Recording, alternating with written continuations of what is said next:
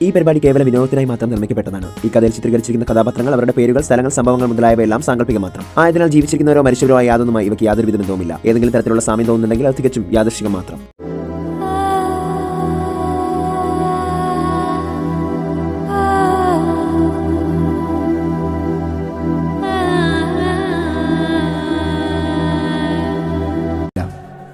നിങ്ങൾക്ക് മേഘയെ അറിയുമോ? വിക്രാന്ത് അവരോട് ചോദിച്ചു.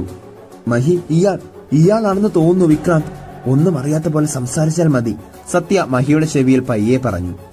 മേഘയോ? അതാരാ? മേഘ, അവൾ മത്സ്യകന്യകയാണ്, വിക്രാന്ത് പറഞ്ഞു. ദൈവമേ, പെട്ട്, മഹി മനസ്സിൽ പറഞ്ഞു.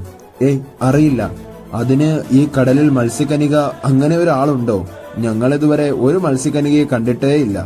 ഇതുവരെ കണ്ടിട്ടേയില്ലേ? വിക്രാന്ത് സംശയത്തോടെ അവരുടെ മുഖത്തേക്ക് നോക്കി ചോദിച്ചു. അങ്ങനെ ചോദിച്ചാൽ കണ്ടിട്ടുണ്ട് ഒരു വട്ടം. എവിടെ? എപ്പോ? വേഗം പറ, വിക്രാന്ത് ആകാംക്ഷയോടെ ചോദിച്ചു. വർഷങ്ങൾക്ക് മുൻപ് ഈ കരയിലൊരു മത്സ്യകന്യകയുടെ ചേതനയേറ്റ് ശരീരം വന്നടിഞ്ഞു. ഏതോ ഒരുത്തൻ ആ പാവത്തിനെ കൊന്നതാ അത്രേ. പക്ഷേ അതിന്റെ ഫലമായി ഈ കടൽ 10,000-കണക്കിന് ആളുകളെയാണ് കൊണ്ടുപോയത്. ഓ, അതെനിക്കറിയാം. അല്ലാതെ നിങ്ങൾ കണ്ടിട്ടില്ലേ? ഇതെന്തൊരു പാട്. ഞങ്ങൾക്കറിയില്ല ചേട്ടാ. അതിരിക്കട്ടെ, ചേട്ടൻ മത്സ്യകന്യകയെ കണ്ടിട്ടുണ്ടോ? ഇല്ല, ചോദിച്ചെന്നേ ഉള്ളൂ. അതും പറഞ്ഞ് വിക്രാന്ത് അവിടെ നിന്ന് മടങ്ങി. ഡാ മഹി, ഇനി ഇയാൾ എങ്ങാനുമാണോ ആ വിക്രാന്ത്? മഹേഷ് പേടിയോടെ മഹിയോട് ചോദിച്ചു. ആവാൻ വഴിയില്ല. കാരണം വെയിലത്ത് അയാളുടെ ശരീരം തിളങ്ങണ്ടേ?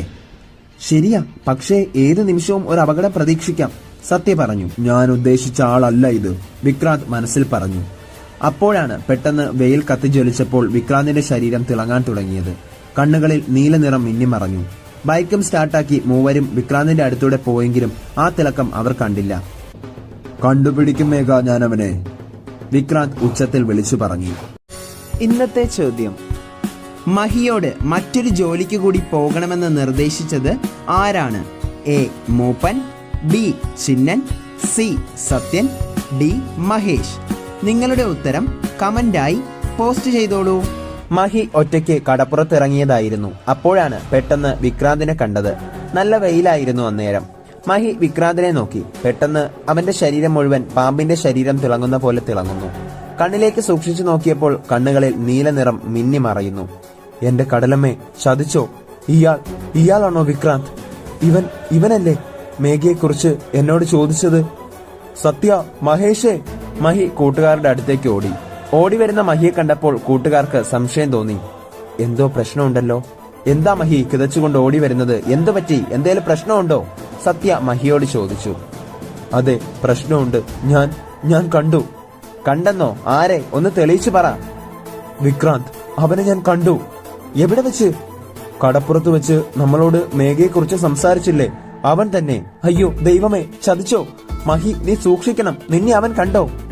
ഇല്ല, അതിനു മുൻപ് ഞാൻ ഇങ്ങോട്ട് ഓടിപ്പോന്നു. ഭാഗ്യം. ഇനി എന്തു ചെയ്യും? ആലോചിച്ചിട്ട് ഒരു പിടിയും കിട്ടുന്നില്ല. ഒരിക്കലും നിന്റെ കഴുത്തിലെ ഈ മാല അവൻ കാണരുത്. അതിനെന്താ വഴിയെന്ന് ആലോചിക്ക്. 3 പേരും കൂടി ആലോചിച്ചു. ഒരു വഴിയുണ്ട്. ഇത് എന്റെ കഴുത്തിൽ കിടന്നാലേ പ്രശ്നമുള്ളൂ. മഹാദേവന്റെ അടുത്തിരുന്നാൽ ഒരു പ്രശ്നവുമില്ല. എനിക്ക് എപ്പോ വേണമെങ്കിലും എടുക്കാമല്ലോ. അത് ശരിയാ. എന്നാ വാ, നമുക്ക് ക്ഷേത്രത്തിലേക്ക് പോവാം. അങ്ങനെ 3 പേരും കൂടി മഹാദേവ ക്ഷേത്രത്തിലേക്ക് വന്നു. മഹാദേവ, ഞങ്ങളുടെ ജീവിതം അങ്ങയുടെ കയ്യിൽ ഏൽപ്പിക്കുകയാണ്. ഞാനല്ലാതെ ഈ മാല ആർക്കും തൊടുവാൻ പോലും സാധിക്കരുത് എന്നും പറഞ്ഞ് മഹി മഹാദേവന്റെ മുന്നിൽ മാല പട്ടുതുണിയിൽ കെട്ടി ചെറിയൊരു ബോക്സിലാക്കി മഹാദേവ വിഗ്രഹത്തിനടിയിൽ വെച്ചു. വിഗ്രഹത്തിനടിയിൽ മാല വെച്ചതും മേഘയുടെ ശരീരത്തിൽ മിന്നൽ പോലെ വെളിച്ചം കയറി. ആ വെളിച്ചം കയറിയതും മേഘയ്ക്ക് ശരീരമാസകലം ഒരു ഉണർവ് തോന്നി. അവൾക്ക് ആരോഗ്യം കിട്ടിയ പോലെ. ഇതെന്ത് മറിമായം? മേഘ ആലോചിച്ചു. ഭഗവാനെ, നന്ദി, മേഘ കൈകൾ കൊപ്പി മനസ്സിൽ പറഞ്ഞു. ഹൗ, സമാധാനമായി. ഇനി സമാധാനമായി പോകാം എന്ന് പറഞ്ഞ് അവർ ക്ഷേത്രത്തിൽ നിന്നും ഇറങ്ങി. അപ്പോഴാണ് അവർ കണ്ടത് ക്ഷേത്രത്തിലേക്ക് വിക്രാന്ത് കയറി വരുന്നത്. മഹി, ദേ അവൻ! മഹിയും വിക്രാന്തും പരസ്പരം കണ്ടുമുട്ടി. വിക്രാന്ത് മഹിയെയും കൂട്ടുകാരെയും സൂക്ഷിച്ചു നോക്കി. നിങ്ങളെന്താ ഇവിടെ?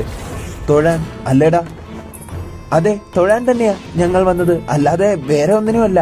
ഇയാളെന്താ ഇവിടെ? മഹി വിക്രാന്തിനോട് ചോദിച്ചു.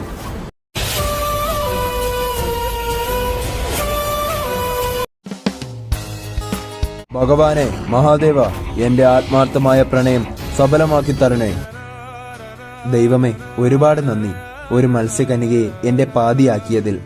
കടലമ്മേ, നിനക്കും ഒരുപാട് നന്ദി, ഒരു മനുഷ്യനെ പ്രണയസാഫല്യം നേടാനായി തന്നതിന്.